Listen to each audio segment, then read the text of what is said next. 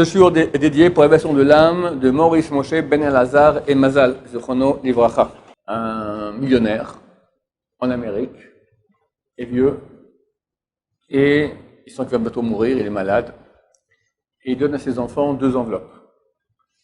Il dit, une enveloppe, vous l'ouvrez avant l'enterrement, et l'autre, vous l'ouvrez que 7 jours après l'enterrement.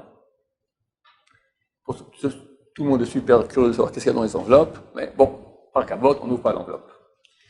Le père décède, et avant l'enterrement en grand pompe, c'est très riche, etc., tous les rabbinim viennent, etc., le fils ouvre l'enveloppe et dit, je vous ordonne de m'enterrer avec mes chaussettes.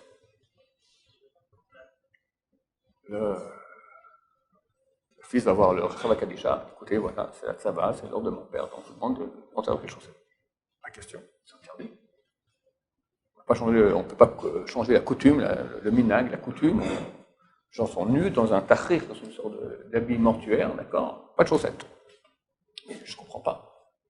Mon père, il a ordonné. C'est marqué ça va, un testament, il faut le faire. Mon père a donné du million, yeshivot, raché yeshivot, etc., tout ça. Et ça, on le demande, la dernière chose qu'il demande, pas grand-chose, des chaussettes. Et vous refusez? Appelez les grands rabbins. Les grands rabbins sont là, on va dire, désolé, on ne peut pas. Et on l'a enterré sans chaussettes. Une semaine plus tard, on ouvre l'enveloppe, la deuxième enveloppe. Vous voyez bien que je vous ordonnez de m'enterrer avec les chaussettes, vous m'avez enterré sans chaussettes. Je voulais apprendre la chose suivante. Tous les millions que j'avais, ça ne sert à rien. Pour finir, on arrive au Olam Haba, même sans chaussettes, même si on veut les chaussettes, on ne peut même pas arriver avec les chaussettes, même au Olam Haba.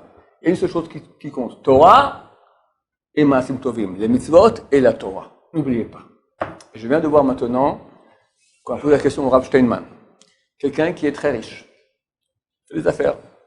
Est-ce qu'on lui dit, continue à faire des affaires, comme ça tu as de l'argent que tu peux donner maintenant au yeshivot, avec ton argent on peut tenir 500 000 élèves, ou ferme la boîte et va étudier? Il dit, bien sûr qu'il ferme la boîte. Quoi, il va arriver au Olam Haba avec quoi? Avec ces dollars qu'il a donnés?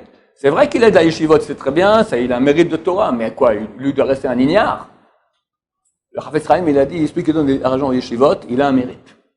Il peut rentrer dans le super grand coup qu'Hachem donne dans Olam Haba.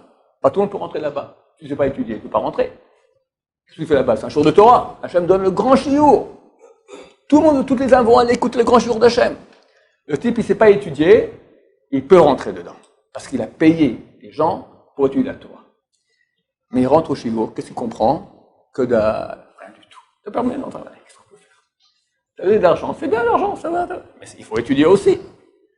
Donc, on lui a dit de fermer. Parce que pas dans tous les cas, des fois on dit faire un moitié-moitié, pas toujours quelqu'un peut arriver à arrêter le business et commencer à étudier jour et nuit. Mais en tout cas, pas question de rester ignare, pas question. Chacun a besoin de sa Torah qui doit amener au Olam Haba. Qu'Hachem nous aide à remplir notre but. Sachez que tant qu'on n'a pas étudié toute la Torah, on doit revenir en Gilgul. Toute notre Torah, chacun a une partie de Torah qui lui appartient, on doit revenir en Gilgul réincarné pour l'apprendre.